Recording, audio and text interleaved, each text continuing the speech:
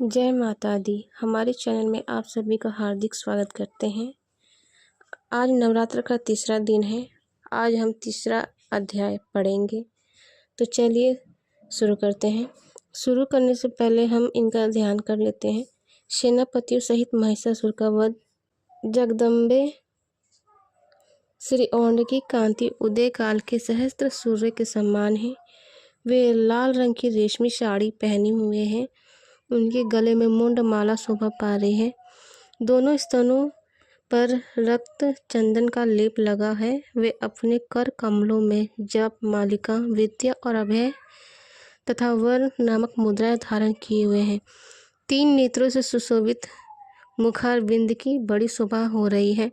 उनके मस्तक पर चंद्रमा के साथ ही रक्त में मुकुट बंधा हुआ है तथा वे कमल के आसन पर विराजमान है। ऐसी देवी को मैं भक्तिपूर्वक प्रणाम करती हूँ। ऋषि कहते हैं, दैत्यों की सेना को इस प्रकार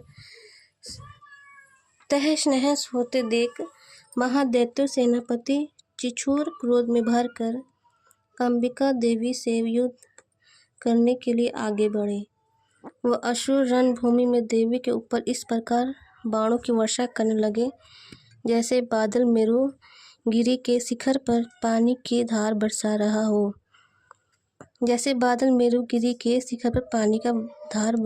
हो। तब देवी ने अपने बाणों से उसके बाण समूह को अनायास ही काट कर उसके घोड़ों और सारथी को भी मार डाला। साथ ही उसके धनुष तथा अत्यंत ऊंची ध्वजा को भी तत्काल काट गिराया। धनुष कट जाने पर उसके अंड को अपने बाणों से बिंध डाला। धनुष, रथ, घोड़े, सारथिकों के नष्ट हो जाने पर वह असुर ढाल और तलवार लेकर देवी की ओर दौड़ा।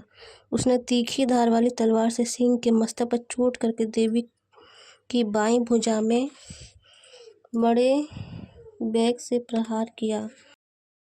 राजन की बाह पर पहुंचते ही वो तलवार टूट गई। फिर तो क्रोध से लाल आंखें करके उस राक्षस ने शूल हाथ में लिया और उसे वो महादैत्य भगवती भद्रकाली के ऊपर चलाया। वह शूल आकाश से गिरते हुए सूर्य मंडल की भांति अपने तेज से प्रज्वलित हो उठा। उस शूल को अपनी ओर आते देख देवी ने शूल का प्रहार किया। उससे राक्षस के शूल के सैकड़ों टुकड़े हो गए। साथ ही महादैत्य चिछूर की भी धज्जियां उड़ गई। वह प्राणों से हाथ धो बैठा। महिषासुर के सेनापति उस महापराक्रमी चिछूर के मारे जाने पर देवताओं को पीड़ा देने वाला चमार हाथी पर चढ़कर आया। उसने भी देवी के ऊपर शक्ति का प्रहार किया, किंतु जगदम्बे उसे अपने हुंकार से ही आहत एवं निष्प्रभ करके तत्काल पृथ्वी पर गिरा दिया। शक्ति टूटकर गिरी हुई देख चमार को बड़ा क्रोध हुआ। अब उसने शूल चलाया, किंतु देवी ने उसे भी अपने बाणों द्वारा काट डाला। इतने में ही देवी का सिंह उछलकर हाथी के मस्तक पर चढ़ बैठा और उस दैत्य के साथ खूब जोर लगाकर बाहुयुद्ध करने लगा। वे दोनों लड़ते लड़ते हाथी से पृथ्वी पर आ गए और अत्यंत क्रोध में भरकर एक दूसरे पर बड़े भयंकर प्रहार करते हुए लड़ने लगे। तदनंतर सिंह बड़े बेग से आकाश की ओर उछला और उधर से गिरते समय उसने पंजों की मार से चमार का सिर धड़ से अलग कर दिया। इसी प्रकार उदग्र भी शिला और वृक्ष आदि की मार खाकर रणभूमि में देवी के हाथ से मारा गया तथा कराल भी दांतों, मुक्कों और थप्पड़ों की चोट से धराशायी हो गया। क्रोध में भरी हुई देवी ने गदा की चोट से उद्दत का कचूमर निकाल डाला। भिंदीपाल से वसु, लको तथा बाणों से त्राम और अंध को मौत के घाट उतार दिया। 3 नेत्रों वाली परमेश्वरी त्रिशूल से उग्रश्य, उग्रवीर्य तथा महानु नामक दैत्यों को मार डाला। तलवार की चोट से बिडाल के मस्तक को धड़ से काट गिराया। दुधड़ और दुर्मुख इन दोनों का भी अपने बाणों से यमलोक भेज दिया। इस प्रकार अपनी सेना का संहार होता देख महिषासुर ने भैंस का रूप धारण करके देवी के गणों को त्रास देना आरंभ किया। किन्नी को थुथुस ने मारकर किन्नी के ऊपर खुरों का प्रहार करके किन्नी को पूंछ से चोट पहुंचाकर, कुछ को सींगों से विदीर्ण करके, कुछ गणों को बैक से किन्हीं को सिंहान नाद से, कुछ को चक्कर देके और कितनों को निश्वास वायु को झोंके से धराशायी कर दिया। इस प्रकार गणों की सेना को गिराकर वह असुर महादेवी के सिंह को मारने के लिए झपटा। इससे जगदम्बा को बड़ा क्रोध हुआ। उधर महापराक्रमी महिषासुर भी क्रोध में भरकर धरती को खोसे से खोदने लगा तथा अपने सींगों से ऊंचे ऊंचे पर्वतों को उठाकर फेंकने और गरजने लगा। उसके वेग से चक्कर देने के कारण पृथ्वी क्षुब्ध होकर फटने लगी। उसकी पूंछ से टकराकर समुद्र सब ओर से धरती को डूबने लगा। हिलते हुए सींगों के आघात से विदीर्ण होकर बादलों के टुकड़े टुकड़े हो गए। उसके श्वास की प्रचंड वायु के वेग से उड़े हुए सैकड़ों पर्वत आकाश में गिरने लगे। इस प्रकार क्रोध में भरे हुए उस महादैत्य को अपनी ओर आते देखकर चंडिका ने उसका वध करने के लिए महान क्रोध किया। उन्होंने पास फेंककर उस महान असुर को बांध लिया। उस महान संग्राम में बांध जाने पर उसने भैंस का रूप त्याग दिया और तत्काल सिंह के रूप में वो प्रकट हो गया। उस अवस्था में जगदम्बा ज्यों ही उसका मस्तक काटने के लिए उद्यत हुई, त्यों ही वह खड्गधारी पुरुष के रूप में दिखाई देने लगा। तब देवी ने तुरंत ही बाणों की वर्षा करके ढाल और तलवार के साथ उस पुरुष को भी बिंध डाला। इतने में ही वह महान गजराज के रूप में परिणत हो गया तथा अपनी सूंड से देवी के विशाल सिंह को खींचने और गरजने लगा। खींचते समय देवी ने तलवार से उसकी सूंड काट डाली। तब उस महादैत्य ने पुनः भैंस का शरीर धारण कर लिया और पहले की भांति चराचर प्राणियों सहित तीनों लोगों को व्याकुल करने लगा। तब क्रोध में भरी हुई जगन माता चंडिका बारंबार उत्तम मधु का पान करने और लाल आंखें करके हंसने लगी। उधर वह बल और पराक्रम के मद से उन्मत्त हुआ राक्षस गरजने लगा और अपने सींगों से चंडिका के ऊपर पर्वतों को फेंकने लगा। उस समय देवी अपने बाणों के समूहों से उसके फेंके हुए पर्वतों को चूर करती हुई बोली। बोलते हुए उनका मुख मद से लाल हो रहा था और वाणी लड़खड़ा रही थी। देवी ने कहा, ओ मूढ़, मैं जब तक मधु पीती हूँ तब तक तू क्षण भर के लिए खूब गरज ले। मेरे हाथ से तेरी मृत्यु हो जाने पर अब शीघ्र ही देवता भी गरजने करेंगे। ऋषि कहते हैं, यूं कहकर देवी उछली और उस महादैत्य के ऊपर चढ़ गई। फिर उसने पैर से उसे दबाकर उन्होंने शूल से उसके कांठ में आघात किया। उनके पैर से दबा होने पर महिषासुर अपने मुख से दूसरे रूप में बाहर होने लगा। अभी आधे शरीर से वो बाहर निकलने पाया था कि देवी ने अपने प्रभाव से उसे रोक दिया। आधा निकला होने पर भी वो महादैत्य देवी से युद्ध करने लगा। तब देवी ने बहुत बड़ी तलवार से उसका मस्तक काट गिराया। फिर तो हाहा करती हुई दैत्य की सारी सेना भाग गई। तब संपूर्ण देवता अत्यंत प्रसन्न हो गए। देवताओं ने दिव्य महर्षियों के साथ दुर्गा देवी का स्तवन किया। गंधर्व राज गाने लगे तथा अप्सराएं नृत्य करने लगीं। इस प्रकार श्री मार्कंडेय पुराण में सर्वणिक मनंतर की कथा के अंतर्गत देवी महात्म्य महिषासुर वध नामक तीसरा अध्याय पूरा हुआ। चौथा अध्याय, इंद्रादि देवताओं द्वारा देवी की स्तुति। ध्यान। सिद्धि की इच्छा रखने वाले पुरुष जिनकी सेवा करते हैं तथा देवता जिन्हें सब ओरों से घिरे रहते हैं, उन जया नाम वाली दुर्गा देवी का ध्यान करें। उनके श्री ओंड की आभा काले मेघ के समान श्याम है। वे अपने कटाक्षों से शत्रु समूह का भय प्रदान करती है। उनके मस्तक पर अभद्र चंद्रमा की रेखा शोभा पाती है। वे अपने हाथों में शंख, चक्र, कपार और त्रिशूल धारण करती हैं। उनके 3 नेत्र हैं। वे सिंह के कंधे पर चढ़ी हुई हैं और अपने तेज से तीनों लोगों को परिपूर्ण कर रही हैं। ऋषि कहते हैं, अत्यंत पराक्रमी दुरात्मा महिषासुर तथा उसकी दैत्य सेना के देवी के हाथ से मारे जाने पर इंद्र आदि देवता प्रणाम के लिए गर्दन तथा कंधे झुकाकर उन भगवती दुर्गा का उत्तम वचनों द्वारा स्तवन करने लगे। उस समय उनके सुंदर अंगों में से अत्यंत हर्ष के कारण रोमांच हो आया था। देवता बोले, संपूर्ण देवताओं की शक्ति का समुदाय ही जिनका स्वरूप तथा जिन देवी ने अपनी शक्ति से संपूर्ण जगत को व्याप्त कर रखा है, समस्त देवताओं और महर्षियों की पूजनीय उन जगदम्बा को हम भक्ति पूर्वक नमस्कार करते हैं। वे हम लोगों का कल्याण करें। जिनके अनुपम प्रभाव और बल का वर्णन करने में भगवान शेष नाग, ब्रह्मा जी तथा महादेव देव जी वे समर्थ नहीं है। वे भगवती चंडिका संपूर्ण जगत का पालन एवं अशुभ भय का नाश करने का विचार करें। जो पुण्य आत्माओं के घरों में स्वयं ही लक्ष्मी रूप, पापियों के यहाँ दरिद्रता रूप से शुद्ध अंत करने वाले पुरुषों के हृदय में बुद्धि रूप से, सत पुरुषों में श्रद्धा रूप से तथा कुलीन मनुष्य में लज्जा रूप से निवास करती हैं, उन आप भगवती दुर्गा का हम नमस्कार करते हैं। देवी, आप संपूर्ण विश्व का पालन कीजिए। देवी, आपके इस अचिंत्य रूप का असुरों को नाश करने वाले भारी पराक्रमक तथा समस्त देवताओं और दैत्यों के समक्ष युद्ध में प्रकट किए हुए आपके अद्भुत चरित्रों का हम किस प्रकार वर्णन करें। आप संपूर्ण जगत की उत्पत्ति में कारण हैं। आप में सत्वगुण, रजोगुण और तमोगुण ये तीनों गुण मौजूद हैं, तो भी दोषों के साथ आपका संसर्ग नहीं जान पड़ता। भगवान विष्णु और महादेव जी आदि देवता भी आपका पार नहीं पाते। आप ही सबका आश्चर्य है। ये समस्त जगत आपका असुबुद्ध है, क्योंकि आप सबकी अद्भुत अव्यकृत प्रकृति हैं। देवी, संपूर्ण योगों में जिसका उच्चारण से सब देवता तृप्ति लाभ करते हैं, वो स्वाहा आप ही है। इसके अंतरिक्त आप पितरों की भी तृप्ति कारण है, अतएव सब लोग आपको स्वधा भी कहते हैं। देवी, जो मोक्ष की प्राप्ति साधन है, अचिंत्य महाव्रत स्वरूपा है, समस्त दोषों से रहित जितेंद्रिय तत्व को ही सार वस्तु मानने वाला तथा मोक्ष की अभिलाषा रखने वाला मुनिजन जिसका आभास करते हैं, वो भगवती पारा विद्या आप ही हैं।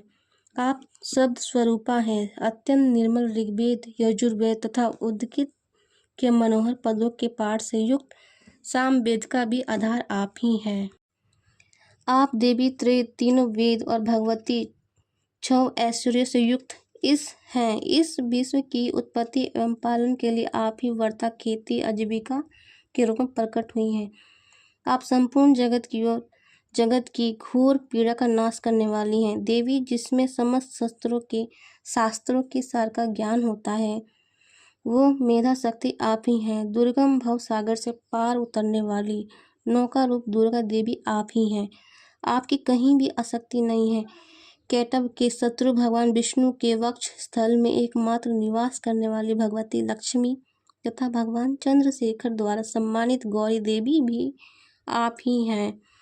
आपका मुख मंद मुस्कान से सुशोभित निर्मल पूर्ण चंद्रमा के बिंब का अनुकरण करने वाला और उत्तम स्वर्ण की मनोहर कांति से कामनीय है, तो भी उसे देखकर महिषासुर को क्रोध हुआ और सहसा उसने उन पर प्रहार किया। ये बड़े आश्चर्य की बात है। देवी, वही मुख जब क्रोध से युक्त होने पर उदय काल से चंद्रमा की भांति लाल और तनी हुई भौहों के कारण विकराल हो उठा, तब उसे देखकर जो महिषासुर के प्राण तुरंत नहीं निकल गए, ये उससे भी बढ़कर आश्चर्य की बात है, क्योंकि क्रोध में भरे हुए यमराज को देखकर भला कौन जीवित रह सकता है।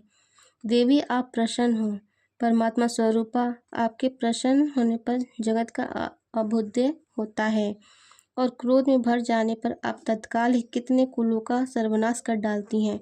ये बात अभी अनुभव में आई है, क्योंकि महिषासुर की ये विशाल सेना क्षण भर में आपके कोप से नष्ट हो गई। सदा अभ्युदय प्रदान करने वाली आप जिन पर प्रसन्न रहती हैं, वे ही देशों में सम्मानित है। उन्हीं को धन और यश की प्राप्ति होती है। उन्हीं का धर्म कभी शिथिल नहीं होता तथा वे ही अपने हष्ट पुष्ट स्त्री पुत्रों और भूतों के साथ धन्य माने जाते हैं।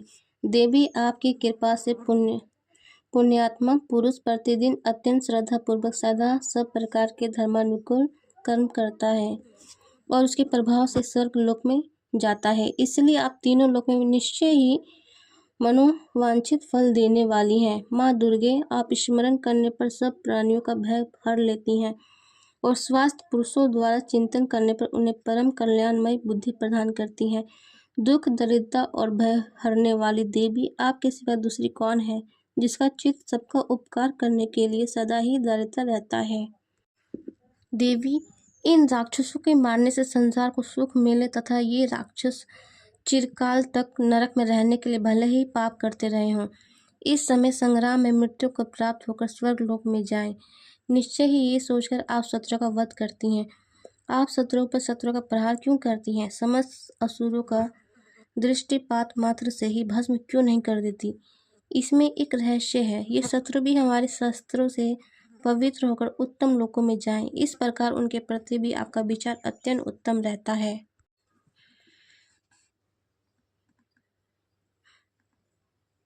खड़ंके की तेज पुंज की भयंकर दीप्ति से तथा आपके त्रिशूल के अग्रभाग की घनीभूत प्रभाव से चौंधिया कर जो असुरों की आंखें फूट नहीं गईं, उसमें कारण यही था कि वे मनोहर रश्मियों से युक्त चंद्रमा के समान आनंद प्रदान करने वाले आपके इस सुंदर मुख का दर्शन करते थे।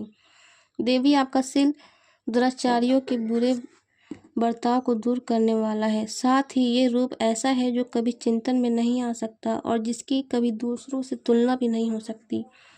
तथा आपका बल और पराक्रम तो उन दैत्यों का भी नाश करने वाला है जो कभी देवताओं के पराक्रम को भी नष्ट कर चुके थे।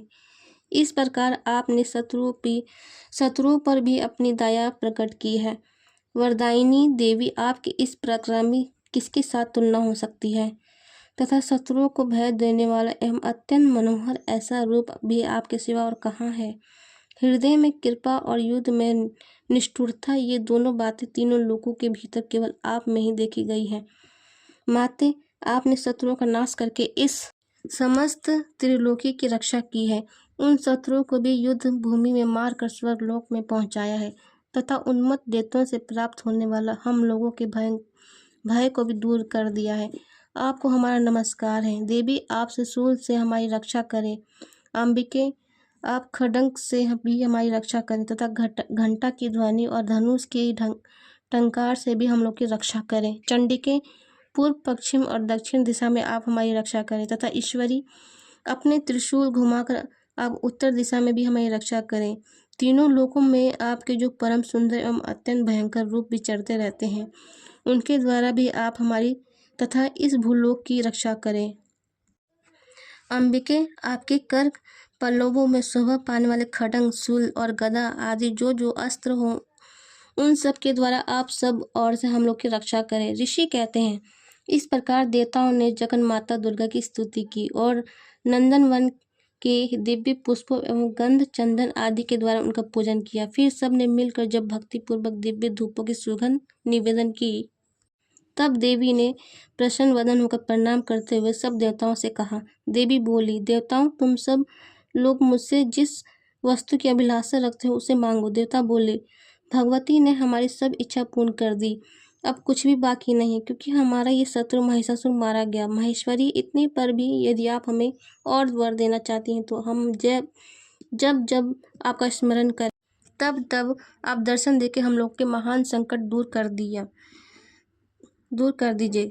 तब प्रसन्न मुखी अंबिके, जो मनुष्य इन स्त्रोतों द्वारा आपकी स्तुति करे, उसे वित्त, समृद्धि और वैभव देने के साथ ही उसकी धन और स्त्री आदि संपत्ति को भी बढ़ाने के लिए आप सदा हम पर प्रसन्न रहें। ऋषि कहते हैं, राजन, देवताओं ने जब अपने तथा जगत के कल्याण के लिए भद्रकाली देवी को इस प्रकार प्रसन्न किया, तब वे तथास्तु कहकर वहीं अंतर्ध्यान हो गई। भोपाल, इस प्रकार पूर्व काल में तीनों लोगों का हित चाहने वाली देवी जिस प्रकार देवताओं के शरीर से प्रकट हुई थी, उस सब कथा मैंने कह सुनाई। अब पुण्य देवताओं का उपकार करने वाली वे देवी दुष्ट दैत्य तथा शुंभ निशुंभ का वध करने एवं सब लोगों की रक्षा करने के लिए गौरी देवी के शरीर से जिस प्रकार प्रकट हुई थी, उस सब प्रसन्न मेरे मुंह से सुनो। मैं उसका तुमसे यथावत वर्णन करता हूँ। इस प्रकार श्री मार्कंडेय पुराण में सर्वनिक मनवंतर को कथा के अंतर्गत देवी महात्म्य में शक्रदी स्तुति नामक चौथा अध्याय पूरा हुआ। अगर आपको हमारी ये कथा पसंद आई तो प्लीज़ हमारी वीडियो को लाइक कीजिए और चैनल पे पहली बार आए हैं तो प्लीज़ सब्सक्राइब कर किए बिना मत जाइएगा और वीडियो को शेयर भी कीजिएगा। और अगर भूल चूक हो गई हो तो प्लीज़ माफ़ कर दीजिएगा। फिर मिलते हैं नेक्स्ट वीडियो में। धन्यवाद। जय माता दी।